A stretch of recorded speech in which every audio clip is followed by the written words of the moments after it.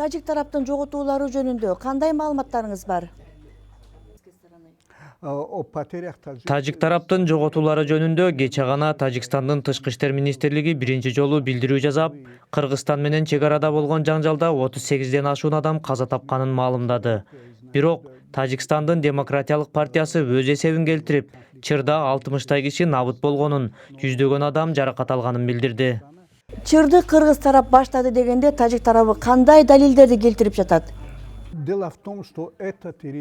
Эки өлкөнүн ортосундагы бул территория демаркация болгон эмес. Эки тарап тең ал жер биздики деп турат. Бул жерде чек аранын так белгиленген демаркациясы жок болгондугу соңку 20 жылдагы чырлардын себеби болуп келди. Тажик тарап кыргыздарды Тажикстандын жерине кирип келди десе, кыргыз тарап тажиктер кирип келди деп, эки тарап бири-бирин айыптап турат. Бул жолу дагы Тажикстандын улуттук коопсуздук комитети 14-сентябрда 3-күнү Кыргызстандын куралдуу күчтөрү тажик айылдарын аткылай баштап жаңжал чыкты деп жатат.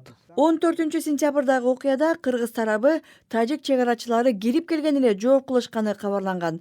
Ал эми 16-сентябрда тажик күчтөрү саат 6-да кадимкидей чабуул жасады да, туурабы? Тажик тарап жана Тажикстандын улуттук коопсуздук комитети өзүнө мындай жоопкерчиликти алган жери жок. Тескерисинче алар кыргыз тарап келишимди бузуп, кол салып, анын натыйжасында турак жайлар талкаланып, бул жерде инфраструктура жок кылынды деп, бул жолу бир нече пункттар камтылып, буга чейинки чек ара талаштарынын ичинен эң ири жаңжал болгонун айтышууда. Ошентсе дагы кыргыз тарап 16-сентябрда тажиктер жаңжалды баштагандыгынын хронологиясын келтирип жатпайбы? Ким баштаса дагы, кандайча Тажикстан оор куралдуу техникасы менен чек арада даяр турган? Тажик тарабы тетирисинче кыргыз тарап абдан даярданып алыптыр. Пилотсуз учуучу курал, миномет жана башка оор артиллерия колдонду деп жатпайбы? Тажиктер кыргыз тарапты айыптап жатат. Азыркы учурда медиа чөйрөсүндө бул чырдын артында Орусия турат деген маалыматтар улам көбөйүп айтылып жатат. Бул тууралуу кандай оюңуз бар? Ооганстандан шериктештик күчтөрү чыгарылганда айрым серепчилер эми Борбор Азия, Кытай, Россия, Батыш өлкөлөрү сыяктуу ири державалардын кызыкчылыгы кагылышкан аймакка айланып, бул жакта чыр чыгышы ыктымал экенин эскертишкен. Бирок бул кимдин жана кандай кызыкчылык экени айкындалган эмес. Албетте, ири державалар Орто Азия өлкөлөрүнүн экономикасына капиталын салууга умтулат. Бул өлкөлөр да өзгөчө Кыргызстан жана Тажикстан инвестицияга муктаж эмеспи?